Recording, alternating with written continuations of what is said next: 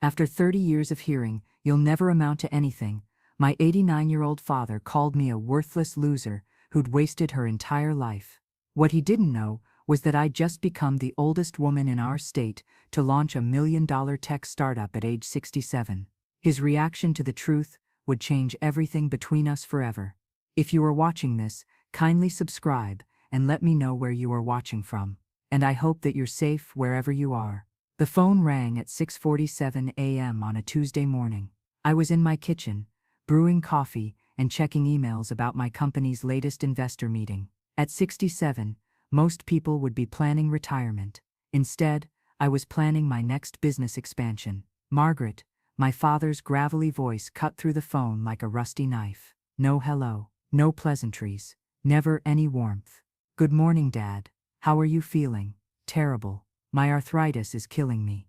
Unlike some people, I actually worked hard my whole life. The dig landed exactly where he intended. Even at 89, lying in his assisted living bed, my father couldn't resist taking shots at what he saw as my failures. "I heard from your sister yesterday," he continued. "She told me you're still playing with those computer things. At your age, Margaret, it's embarrassing." My fingers tightened around the coffee mug. 3 months earlier, TechCrunch had featured my company Grandma Code on their front page. We just closed a $2.3 million funding round. Silicon Valley was calling me a late-blooming genius, but my father didn't read tech news. He only read disappointment. "Dad, I'm actually doing quite well with my business." "Business?" His laugh was bitter. "You call selling trinkets online a business? You're 67 years old, Margaret. You're a grandmother. You should be babysitting, not embarrassing yourself with fantasies." The words hit harder because part of me had always believed them. Growing up, every report card, every achievement, every dream I shared was met with the same response. "That's nice, but you'll never be special. You're not smart enough. You're not tough enough. You're just not enough." "Margaret, are you listening to me?" "Yes, Dad. I don't have much time left in this world. And my biggest regret is raising a daughter who turned out to be such a complete loser." The line went dead. I stood there holding the phone, feeling like that scared little girl again. The same girl who'd brought home a perfect science project, only to hear "don't get too big for your britches." The same girl who dreamed of college, but was told education is wasted on girls like you. But something was different this time. This time I had proof he was wrong. I walked to my home office, past the framed Forbes article calling me the grandmother who conquered Silicon Valley, past the thank you letters from women entrepreneurs who'd used my coding platform to launch their own businesses, past the investor agreements that had just made me a millionaire. My father thought I was a failure. He had no idea that in 3 days, I was scheduled to ring the opening bell at NASDAQ to celebrate my company's partnership with Microsoft. The question wasn't whether I would prove him wrong anymore. The question was how dramatically I was going to shatter his twisted version of reality. Do you remember the moment you realized your parents' voice had become the critic living in your head? For me, it happened at age 12, standing in our kitchen holding my first place ribbon from the county science fair. "Don't let it go to your head," Dad had said without looking up from his newspaper. "One fluke doesn't make you Einstein." My mother had tried to smile, tried to be proud, but she'd learned long ago not to contradict him. In our house, Dad's word was law, and his word was always the same: Margaret would never be anything special. High school graduation, community college, is more your speed. My first job promotion, don't count on keeping it. My marriage announcement, poor Tom doesn't know what he's getting into. When I started learning computer programming at 45, after Tom died and left me alone with 2 teenagers, Dad's reaction was predictable. "Computers are for young people, Margaret. You missed that boat by about 20 years. But grief had made me desperate. Tom's death left us financially devastated. I needed work, real work, not the part-time jobs Dad thought were appropriate for women my age. I spent nights in the public library, teaching myself BASIC, then C++, then Java. My kids did homework at one table while I struggled with code at another. Other patrons would smile at the sweet grandmother trying to keep up with modern times. They didn't know I was building something revolutionary. My first programming job was at a small insurance company. Dad's response: "Data entry isn't a career, Margaret." My first promotion to junior developer. They probably felt sorry for you. When I launched my freelancing business at 55, playing around on the computer isn't the same as real work. Each success was diminished. Each achievement was dismissed. But something had changed inside me after Tom's death. Maybe it was knowing I had no safety net, no one to catch me if I fell. Maybe it was watching my children struggle and realizing their mother needed to be stronger. Or maybe it was the day I overheard Dad tell my brother Margaret's always been the weak one in the family. Thank God she married Tom when she did. That night, alone in my apartment, I made a decision. I was going to build something so big, so undeniable, that even my father would have to acknowledge my worth. I just had no idea it would take 12 more years to prove him wrong completely. What does it look like when a 55-year-old grandmother decides to conquer Silicon Valley? It looks like insanity to everyone around you. While my friends were joining book clubs and planning cruises, I was spending 18 hours a day building what would become Grandma Code. The idea came from my own frustration. Every coding tutorial, every programming boot camp, every tech conference was designed for 20-somethings. Where were the resources for people like me? Women who'd raised families, who'd had full careers in other fields, who were starting over but bringing decades of life experience. I started small, too small for my father to notice or care about. A simple website offering coding lessons specifically designed for older learners. I called it Second Act Programming and charged $29 for a basic course. The first month I made $87. Dad's reaction when I mentioned it, $87. Margaret, you made more than that babysitting in high school. But I saw something he didn't. I saw the emails pouring in from women across the country. Divorced mothers starting over, empty nesters looking for purpose, widows like me who needed to reinvent themselves. Your teaching style finally makes sense to me, wrote Sandra from Phoenix.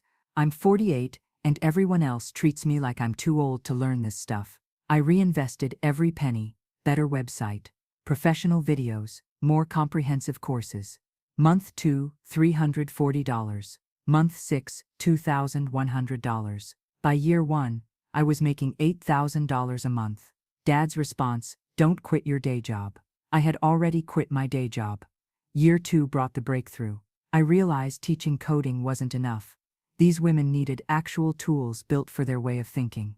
So I started developing what would become the Grandma Code platform, a visual programming environment that let people build real applications without getting lost in syntax. The development nearly killed me. Nights in my apartment, surrounded by energy drink cans and notebooks full of scribbled algorithms. Days at coffee shops debugging code, while other customers thought I was browsing Facebook. I hired my first employee, a young developer named Sarah who believed in the vision. Then Marcus, a designer who understood user experience. We worked out of my dining room. 3 people crazy enough to think we could change how the world taught technology. The first beta users were incredible. Women building apps for their small businesses. Grandmothers creating family history websites. Teachers developing educational games for their classrooms. But we needed funding to scale. Real funding. I spent 6 months pitching to venture capital firms. Do you know what it's like to walk into a room full of 30-year-old men in hoodies and explain why a grandmother's coding platform matters? Interesting niche market, they'd say with condescending smiles. But is there really demand for senior-focused technology? Rejection after rejection. Too narrow. Limited addressable market. Uncertain scalability. One investor actually told me, maybe you should focus on something more age-appropriate, like a knitting app. I stopped telling my father about the rejections. He would have seen them as proof he was right all along. But on a cold February morning, everything changed. Elena Rodriguez from Breakthrough Ventures called with words that still give me chills. Margaret, we want to lead your Series A. We're prepared to offer $2.3 million for a 20% stake in Grandma Code. I sat in my kitchen, the same kitchen where I'd taken that crushing phone call from my father, and realized my entire life had just transformed. The woman he called a loser had just become a Silicon Valley success story. What does vindication feel like? It feels like seeing your company logo on the front page of TechCrunch with the headline, "The 67-year-old grandmother disrupting tech education." The day the article dropped, my phone exploded. Interview requests from CNN, NPR, Good Morning America. They all wanted the story of the grandmother who'd shocked Silicon Valley. Microsoft called, Google called, Apple wanted a meeting. Forbes put me on their Women Over 50 Changing the World list. The article opened with a photo of me in my home office, surrounded by code and coffee cups, looking nothing like the stereotype of a tech CEO. Margaret Chen Williams represents a seismic shift in technology entrepreneurship, the article read. At an age when most people are considering retirement, she's revolutionizing how we think about coding education and proving that innovation has no expiration date. The money followed the recognition. Our user base exploded from 3,000 to 47,000 in 6 weeks. Revenue jumped from $15,000 a month to $200,000. We had to hire 12 new employees. But here's the thing that breaks my heart. My father had no idea any of this was happening. He didn't read TechCrunch or Forbes. He didn't follow technology news. He lived in his assisted living facility, watching Fox News and complaining about his medication, completely unaware that his loser daughter had become one of the most talked about entrepreneurs in America. Do you know how painful it is to achieve everything you've ever dreamed of, and have the person whose approval you've always craved remain completely oblivious? I tried dropping hints. Dad, I've been getting some attention from my work lately. His response, that's nice, dear. Did you remember to pay your electric bill this month? The morning NASDAQ invited me to ring the opening bell. I called him again. Dad, I have some exciting news about my business. Margaret, I'm not feeling well today. Can we talk about your hobbies later? Hobbies. My $1 million company was a hobby to him. That's when I realized something that changed everything. He wasn't going to accidentally discover my success. If I wanted him to see who I really was, if I wanted him to understand that his cruel predictions had been wrong, I was going to have to force the confrontation myself. I was going to have to show him the newspaper articles, the investor agreements, the bank statements that proved his worthless loser had built something extraordinary. The question was, would he be proud of me, or would he find new ways to tear me down? Have you ever spent sleepless nights rehearsing the conversation that would finally set the record straight with someone who'd underestimated you your entire life? I became obsessed with planning the perfect moment to reveal my success to my father. This couldn't be another phone call he'd dismiss or interrupt. This had to be face-to-face, undeniable, impossible to brush off. I started gathering evidence like a lawyer preparing for the case of her life. I printed every article, every interview, every mention of my company, the Forbes feature, the TechCrunch profile, the NASDAQ invitation, the Microsoft partnership announcement, the investor term sheets. I organized it all in a leather portfolio, creating a timeline of achievement that read like a fairy tale. Grandmother becomes tech millionaire. But the more I prepared, the more my old fears crept back in. What if he found a way to diminish even this? What if he said the articles were fake, or that I'd gotten lucky, or that it wouldn't last? My therapist, Dr. Sarah, had been helping me work through decades of his psychological damage. Margaret, she said during one of our sessions, what outcome would actually satisfy you? What would he need to say to heal these wounds?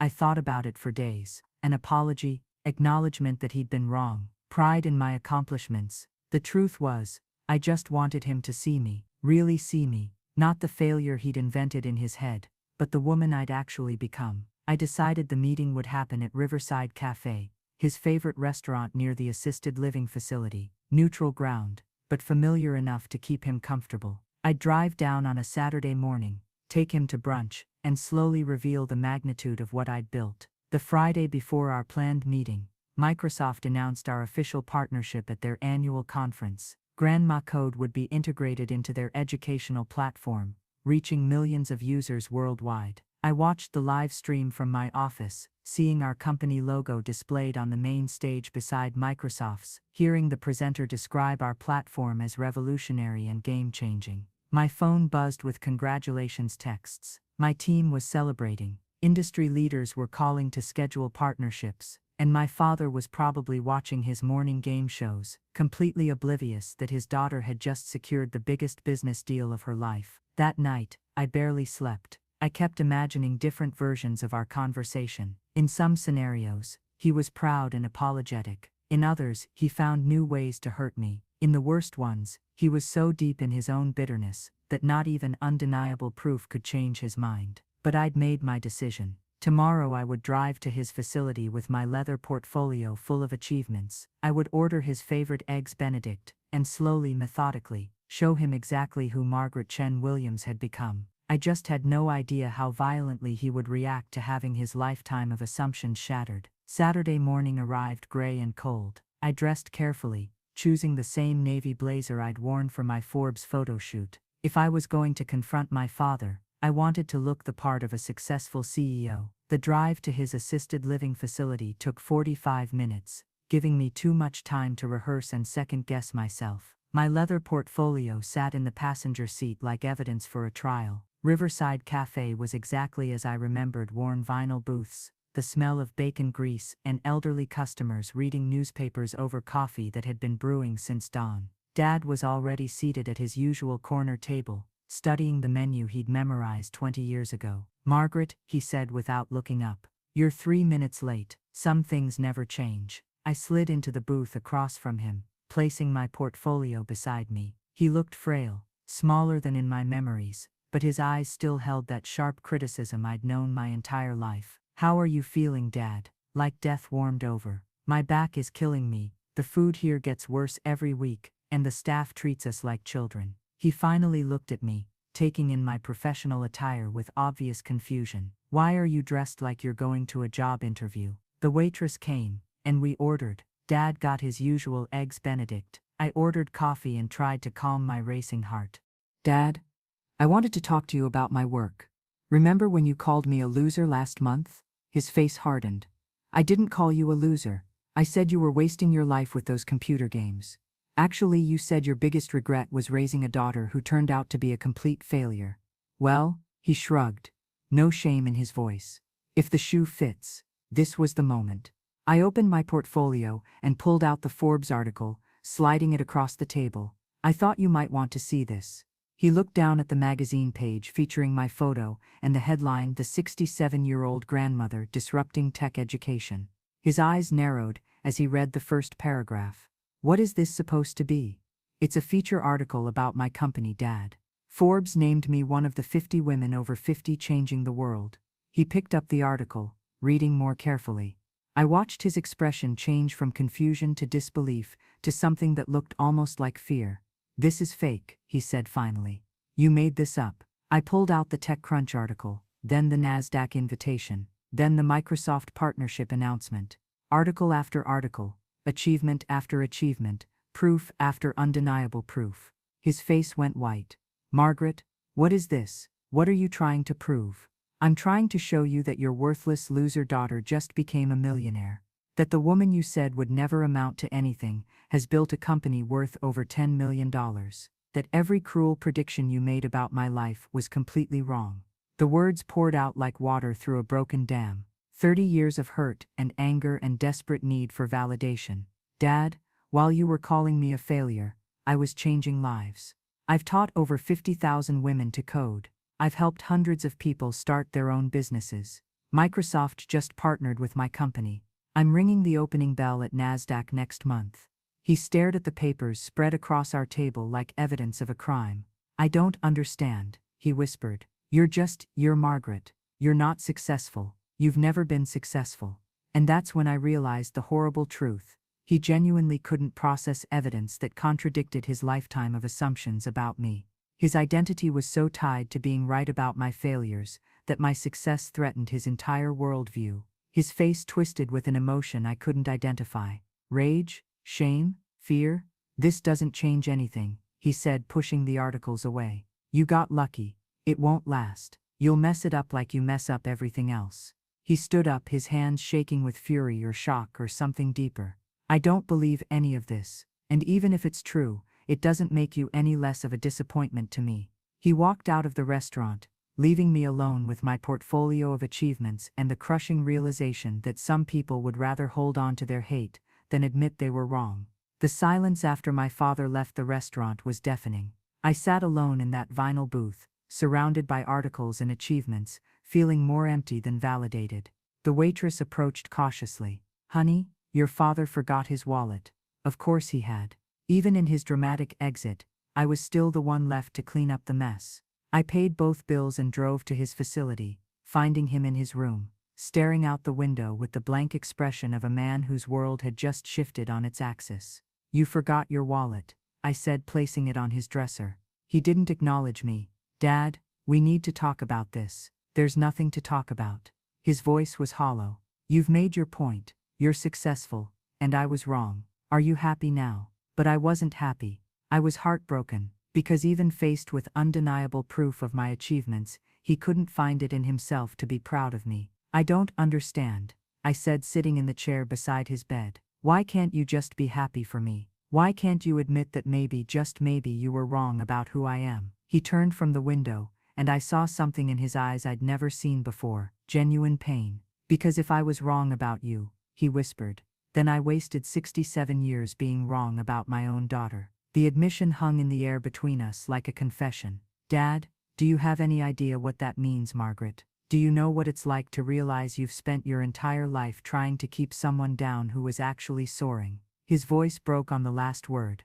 "I wasn't trying to hurt you. I thought I was protecting you from disappointment. I thought if I kept your expectations low, you'd never get your hopes up and have them crushed." I stared at this frail old man, seeing him clearly for perhaps the first time. Not the powerful critic who'd haunted my dreams, but a frightened father who'd let his own fears poison his relationship with his daughter. "But instead," I said quietly, "you tried to crush them yourself." He nodded, tears streaming down his weathered cheeks. "I was raised by a father who told me I'd never be good enough. And instead of breaking the cycle, I passed it on to you. I'm not a monster, Margaret. I'm just a coward who was too scared to believe in his daughter's dreams." We sat in silence for a long moment, two people who'd hurt each other in the name of love and protection. "What happens now?" he asked. I thought about all the years of pain, all the cruel words, all the achievements he'd dismissed. I thought about the little girl inside me who still desperately wanted her father's approval. And then I thought about something my therapist had said: healing doesn't require the other person to earn it.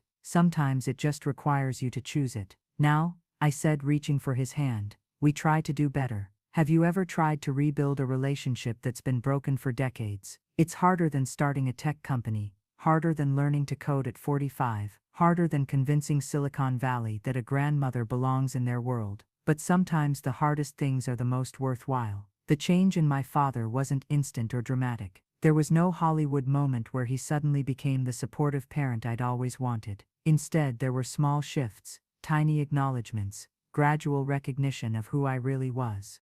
The first came a week after our confrontation. He called me on a Wednesday afternoon. "Margaret, I saw something on the news about Microsoft and education. Was that your company they mentioned?" It was the first time he'd ever voluntarily asked about my work. "Yes, Dad, that was us." "Oh, wow." A pause. That's good, I suppose. Baby steps." 2 weeks later, he called again. "I was talking to my neighbor Harold. He says his granddaughter is learning computer programming. I told him my daughter might be able to help. My daughter, not Margaret with her computer hobbies. My daughter." The real breakthrough came a month later, when I received an envelope at my office. Inside was a newspaper clipping from his local paper's business section, featuring a small item about a local woman's tech success. In his shaky handwriting, he'd written, "Thought you might want to keep this for your files, Dad." He was trying. In his awkward late-in-life way, he was trying to be proud of me. I started visiting him twice a month, instead of the obligatory once-monthly calls. We'd have lunch at Riverside Cafe, and slowly, carefully, I'd tell him about my work, not seeking his approval anymore, just sharing my life with my father. He asked questions, tentative at first, then more detailed. "How does the platform work exactly? What makes it different from other programming tools? How many women are using it now?" The day I rang the opening bell at NASDAQ, I live-streamed it for him. I called him from the trading floor, holding my phone up so he could see the ceremony. "That's my daughter," I heard him tell someone in the background. "She built that company from nothing." My daughter. She built that company. 3 months later, something unprecedented happened. He called me with an idea. "Margaret, I was thinking, you teach people how to use computers, right? Well, there are 23 people in this facility, and most of us don't know how to email our grandchildren or look things up on the internet. Would you maybe consider teaching a class here?" I drove down the following Saturday with my laptop and a simple lesson plan. 23 elderly faces looked at me skeptically as I set up in their common room. "This is my daughter Margaret," my father said, introducing me to the group. "She's a computer expert. She's going to teach us about technology."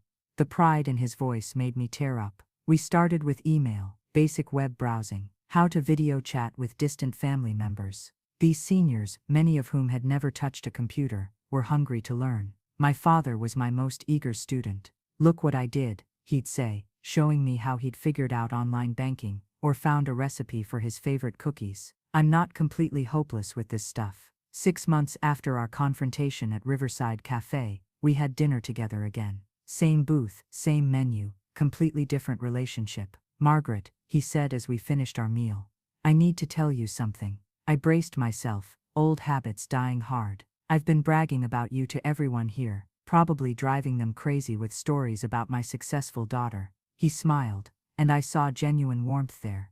"I know it's too late to undo all the years I spent tearing you down, but I want you to know that I'm proud of you, not just for the business and the money and the recognition. I'm proud of the woman you became, despite having a father who couldn't see your worth." We hugged in that restaurant parking lot, two people who'd finally found their way back to each other. My father passed away 8 months later, peacefully in his sleep. But in those final months, he got to be the parent he'd always had the potential to be.